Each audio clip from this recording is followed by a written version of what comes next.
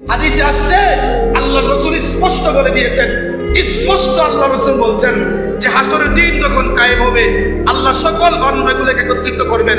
এই সকল বান্দাগুলো একত্রিত হওয়ার পরে একদল বদ্দিন সন্তানকে আল্লাহ পাক জাহান্নামে দিবেন।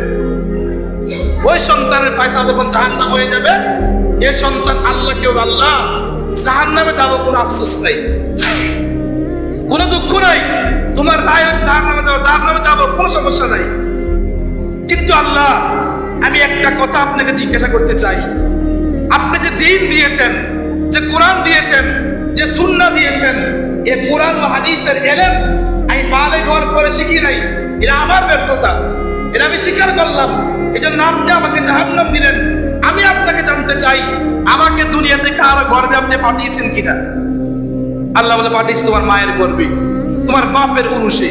বলে আল্লাহ, আমার বয়স যখন 6 বছর, আমার বয়স যখন 7 বছর, আমার বয়স যখন 8 বছর, এই বালেগ হওয়ার আগ পর্যন্ত আমার মা আর আমার বাবা কেন আমাকে দিন শেখায় নাই? যদি আমার বাবা আর মা আমাকে দিন শেখাইতো, কোরআন শেখাইতো, সুন্নাহ শেখাইতো, মালিক আজকে তোমার কসম কে বলতেছি, আমি আজকে জাহান্নামে যাইতাম না।